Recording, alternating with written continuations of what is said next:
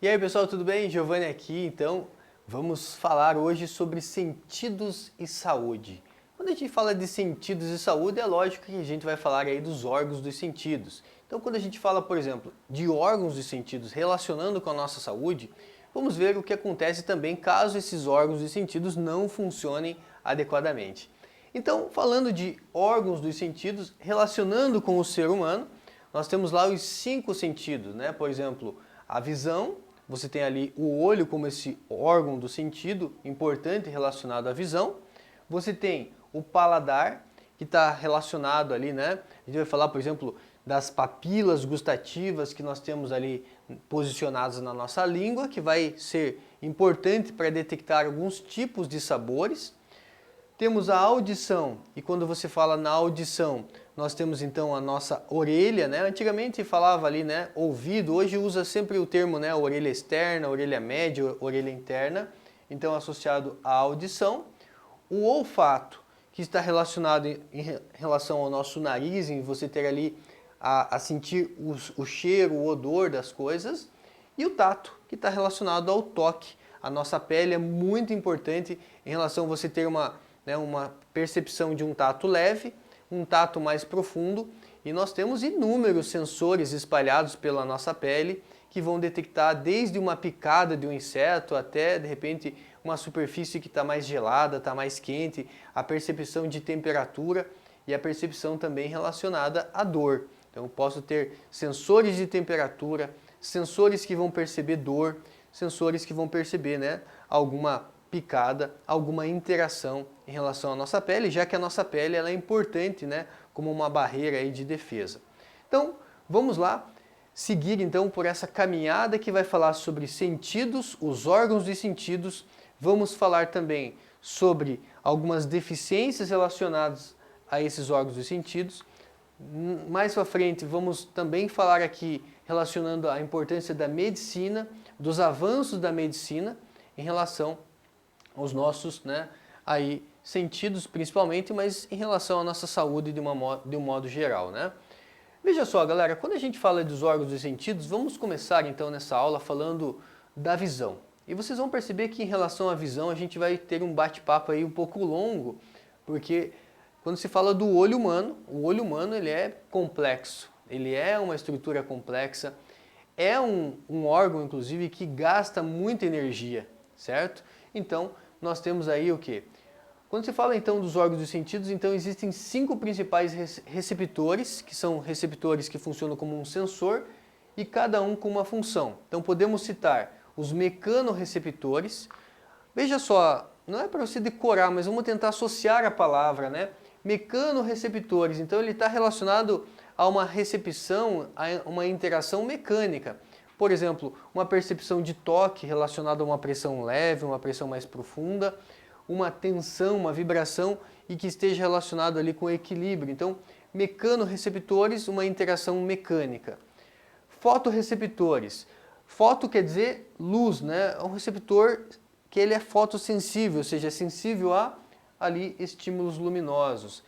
Termorreceptores, nós temos sensores que funcionam na percepção de calor, né, de uma temperatura quente ou fria. Nós temos então esses sensores. Quando eu digo sensores, gente, são neurônios, né, terminações nervosas que chegam ali, né, na nossa pele. Quimiorreceptores estão relacionados à percepção química, então muitas vezes você vai ter aí estruturas do nosso corpo que a forma de interação é através de liberação de mediadores químicos, de substâncias químicas, e os nociceptores, que são sensores associados à percepção de dor. Tudo isso relacionado aos 5, né, órgãos dos sentidos que nós comentamos. Então você vai ter lá a visão, né, o olfato, o tato, o paladar e a gustação, né? Então, relacionando com os órgãos dos sentidos. Vamos lá então aprofundando nesse momento e iniciando um bate-papo mais relacionado então com os órgãos dos sentidos relacionados aqui à visão. Nessa imagem você vai observar o quê? Ele traz um destaque aqui, né, uma representação esquemática destacando a presença do bulbo ocular. Então ele mostra pra gente aqui o bulbo ocular, né, mostrando que tem uma camada muscular importante, um músculo importante conectado ali ao olho. você vai ter ali a órbita ocular, mostra ali os ossos do crânio e é ali posicionado o supercílio. Mas uma imagem para destacar o quê?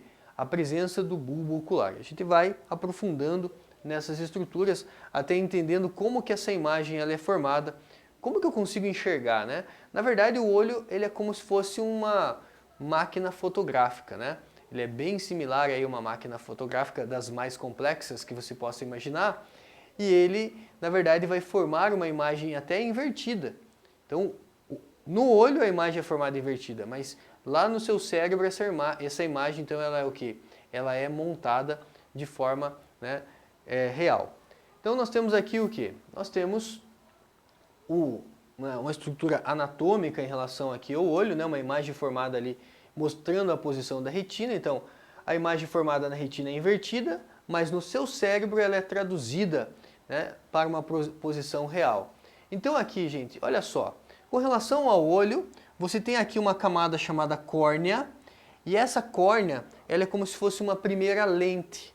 E é importante que essa córnea ela seja bem perfeitinha, né? Porque quando tem a córnea que ela não tem essa curvatura bem correta, pode gerar um problema chamado astigmatismo, né? Quando a córnea ela não tem uma posição correta, e a gente vai ver o que é o astigmatismo na sequência, né? Então, temos aqui a córnea, muito importante, né? Às vezes a pessoa tem muita coceira no olho. O que a gente aconselha? Não coce, porque você pode danificar a sua córnea com um atrito mais forte. Então a dica é, tenta coçar assim, né, nas laterais, mas nunca esfregue o seu olho. Isso pode danificar então estruturas importantes, como é o caso da córnea. O olho, né? O olho ele tem o quê? Ele tem uma lente natural, que é chamada de lente do olho. Antigamente até usava o termo aqui cristalino, né? Hoje usa-se mais o termo lente do olho, que é uma lente importante, né? Você vai ter aqui um movimento muscular para acomodar a imagem, isso vai ser também importante. E com o passar do tempo, conforme a pessoa vai ficando mais idosa, né, para não falar mais velho, a pessoa vai ficando mais idosa, o que acontece? Essa musculatura, com o passar da idade, ela pode se cansar um pouco. Então aí pode trazer alguns problemas também relacionados à formação da imagem, que vai ser formada aqui em cima dessa camada que é chamada de retina. E aí a retina então ela forma essa imagem de modo invertido, e através do nervo óptico, você vai ter então ali o nervo óptico que vai transportar essas informações até o cérebro, que na verdade é quem enxerga, né? Quem realmente vai traduzir esses impulsos aí, né? Essas informações é o cérebro. Então, na verdade, quem enxerga, na verdade, é o cérebro. Interessante que o olho é mais como um sensor. Ele está ali como um sensor, mas quem, na verdade, vai posicionar a imagem ali, traduzir essa informação em imagem é o cérebro. Aqui um pouco mais de detalhes, então você vê a parte externa, tem lá os cílios, e os cílios eles têm a importância na questão de filtrar, né, alguma impureza que possa cair no olho. Então tudo tem a sua aplicação, né? Temos ali, né, a pálpebra inferior também com cílios, mas a questão de você destacar partes aqui interna do olho é mais importante, tá? Então nós temos, por exemplo, que eu gostaria de destacar com vocês, a íris do olho. A íris do olho, ela pode mover, tá? Então ela pode mover, e no meio da íris você tem ali o que nós chamamos de pupila. Então essa pupila pode ficar mais dilatada ou mais contraída, certo? No caso da íris, é o que vai determinar a cor do seu olho. Então, pessoas que têm olho castanho claro, castanho escuro, olho azul, olho verde, está relacionado à pigmentação aqui da íris. E aí veja então que por fora aqui você tem, né? Por fora da íris temos a córnea, aí vem a pálpebra com os músculos ciliares ali. Veja que aqui, ó, nessa imagem ele chamou de cristalino. É a lente do olho, tá? A gente já nasce então com essa lente natural aqui, essa lente do olho, que também com o passar do tempo ela pode ficar opaca, né? Então, quando essa lente fica opaca, a gente tem também problemas relacionados à visão, e às vezes precisa fazer o quê? Uma cirurgia para fazer uma manutenção de algumas estruturas do olho. Você tem ainda a retina, que é essa parte amarela, então toda essa camada mais interna ali amarela, a retina onde a imagem é formada, a esclera, a parte branca do seu olho a gente chama de esclera, e a coroide é a camada vascularizada, onde você tem ali os vasos sanguíneos.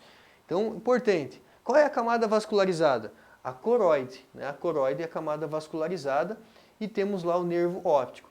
E a parte branca do seu olho é chamado de esclera. E você tem, né, então aqui dentro um líquido chamado humor vítreo. Esse humor vítreo ele garante uma pressão interna ali. Às vezes você vai no oftalmologista e ele vai utilizar um aparelhinho lá para medir a pressão do seu olho. Caramba, professor, tem pressão do olho? Tem. Ele vai medir a pressão desses líquidos aqui, né? No caso tem o humor vítreo, tem o humor aquoso também, para que esse líquido esteja numa pressão que não vai trazer ali algum dano para o olho do indivíduo. E nós temos, gente, como entender, né, como que forma essas imagens. Aqui você tem uma região então da retina, e lá na retina nós temos o quê? Na retina nós temos células como os cones e bastonetes. Gostaria que você anotasse isso. Então quando a gente fala de cones, olha só, cones começa com C, cones.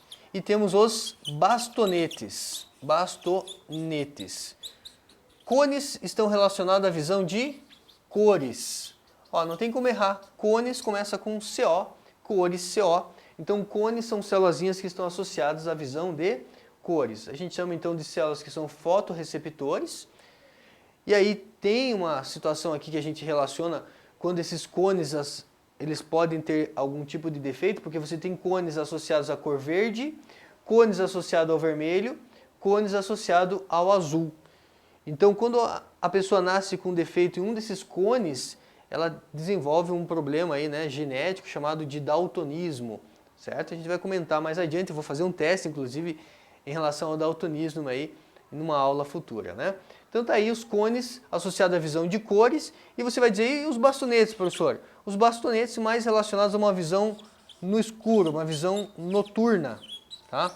Então quem me auxilia a enxergar quando está mais um escuro, uma penumbra, serão aí os bastonetes, que serão essas outras célulazinhas que você tem aqui então na retina. Então entenda que nós pegamos aquela camada da retina e demos um zoom nela aqui, e ali nós temos então células nervosas interagindo com células que são fotorreceptoras, ou para cores, ou para uma visão aí mais noturna.